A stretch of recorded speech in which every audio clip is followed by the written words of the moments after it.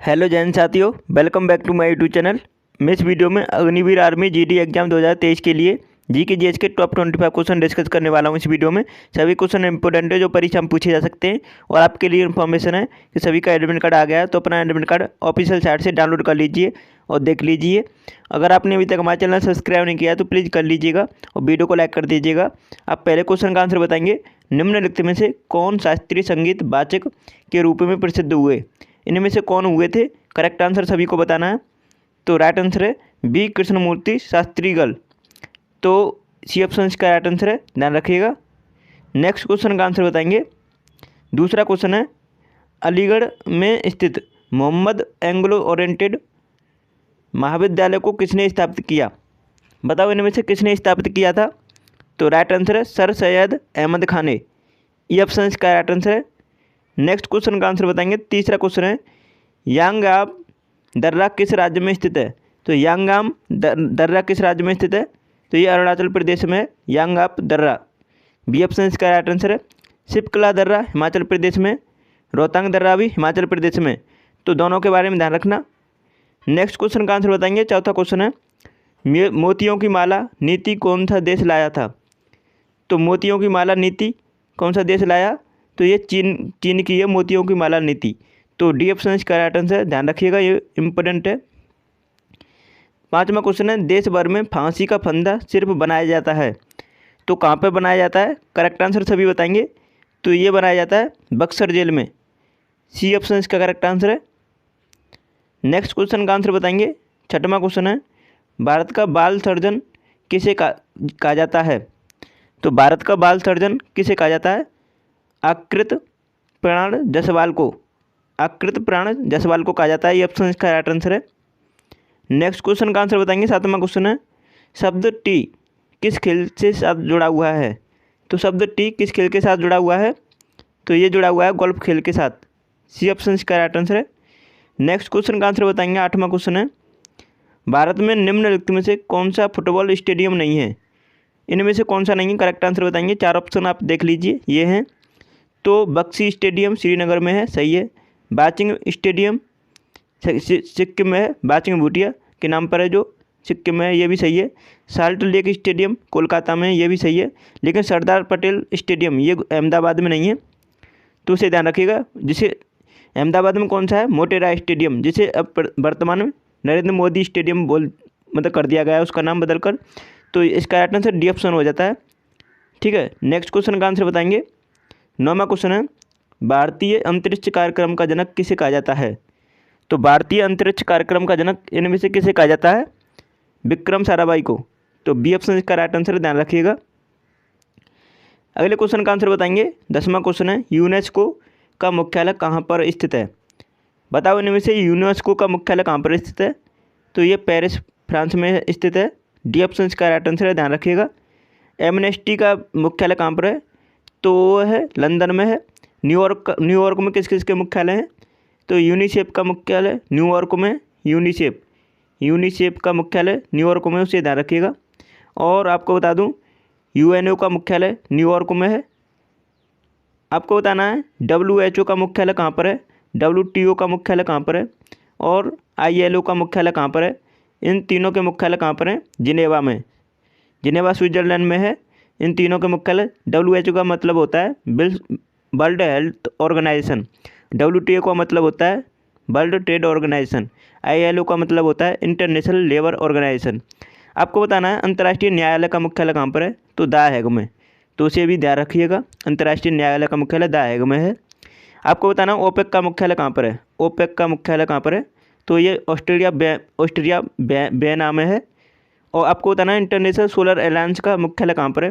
तो भारत देश में है, जो कि गुरुग्राम में है। तो सभी के बारे में ध्यान रखना। 11वें क्वेश्चन का आंसर बताएंगे। विश्व के सबसे बड़े क्षेत्रीय मुक्त व्यापार समझौते पर कितने देश ने हस्ताक्षर किए? तो बताओ कितने देश ने किए थे? करेक्ट आंसर है 15 देश ने। बी ऑप्शन इसका राइट आंसर है। अगले क्वेश्चन का आंसर बताएंगे। मोडेम से क्या तात्पर्य है? कई बार परीक्षा में पूछा गया क्वेश्चन है, मोडेम से क्या तात्पर्य है? तो मोडेम का अर्थ होता है, मतलब मोडेम का फुल फॉर्म होता है मॉड्यूलेटर डीमॉड्यूलेटर। तो सी ऑप्शन इसका राइट आंसर, ध्यान रखिएगा। नेक्स्ट क्वेश्चन का आंसर बताएंगे। 13वां क्वेश्चन है, भारत की जनगणना 2011 के अंतिम आंकड़ों के अनुसार निम्नलिखित में से किस राज्य में शिशु लिंग अनुपात सर्वाधिक है? तो 2011 के अनुसार पूछा है, तो अंतिम आंकड़ों के अनुसार पूछा है, तो ये छत्तीसगढ़ का है। सबसे कम हरियाणा का था, लेकिन इसमें पहला राज्य है छत्तीसगढ़। तो ध्यान रखिएगा इसे। विश्व में भारत में सबसे अधिक जनसंख्या किस राज्य की है? उत्तर प्रदेश राज्य की। क्षेत्रफल किस राज्य का है? राजस्थान राज्य का।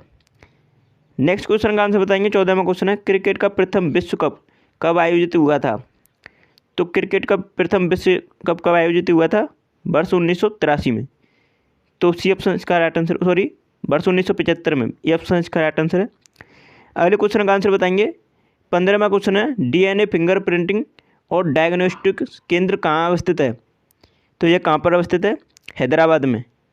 हैदराबाद में अवस्थित है, ध्यान रखिएगा। सी ऑप्शन इसका राइट आंसर है। इसरो का हेडक्वार्टर बेंगलुरु में है। इसरो का हेडक्वार्टर कहाँ पर है? बेंगलुरु में। रॉक गार्डन कहाँ पर है? तो ये चंडीगढ़ में है।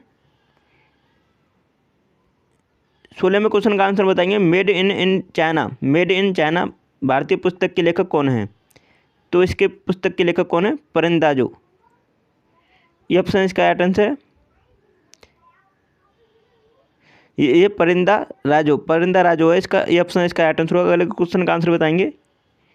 17वां क्वेश्चन है, मलेरिया में कौन सा अंग प्रभावित होता है?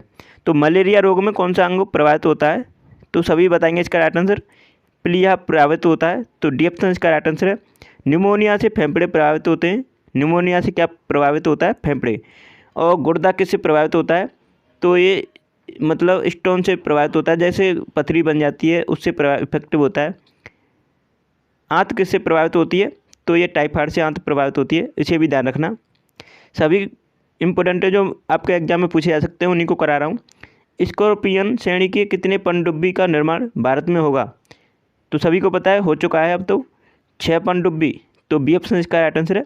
ध्यान रखिएगा, परीक्षा में पूछा जा सकता है आपके एग्जाम में। 19वां क्वेश्चन है, ध्रुपद गायक से संबंधित है। तो ध्रुपद गायक से संबंधित कौन कौन है? तो ये अल्लाह बंदे खां संबंधित हैं, पंडित चंदन चौबे हैं, पंडित सियाराम तिवारी हैं। ये तीनों हैं, तो उपरोक्त तो सभी।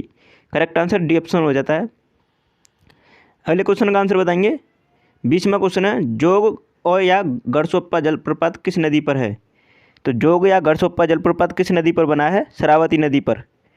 तो करेक्ट आंसर क्या हो जाता है? B option. ये कहाँ किस राज्य में है? कर्नाटक राज्य में। स्वर्णरेखा नदी कहाँ पर है? तो स्वर्णरेखा नदी बहती है झारखंड राज्य में। इंद्रावती नदी कहाँ पर बहती है? सभी बताएंगे कमेंट में इसका राइट आंसर। इंद्रावती नदी कहाँ बहती है? छत्तीसगढ़ में बहती है। कावेरी नदी दक्षिण भारत में बहती है। अगले क्वेश्चन का आंसर बताएंगे।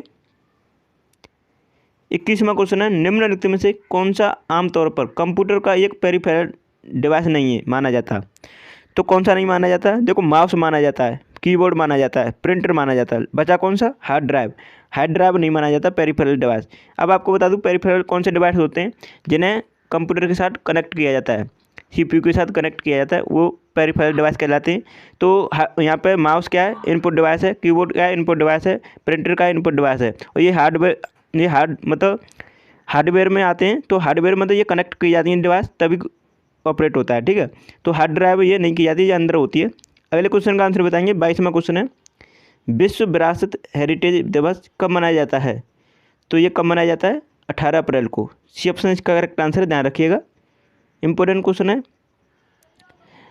23वें क्वेश्चन का आंसर बताएंगे। सूचना का अधिकार RTI अधिनियम किस वर्ष लागू हुआ था? अब ये मतलब ये समझ लो, ये कई बार परीक्षा में पूछा गया है, कॉम्पिटिटिव एग्जाम में बार बार आता है क्वेश्चन ये, तो सभी ध्यान रखना। RTI अधिनियम किस वर्ष लागू हुआ था? वर्ष 2005 में।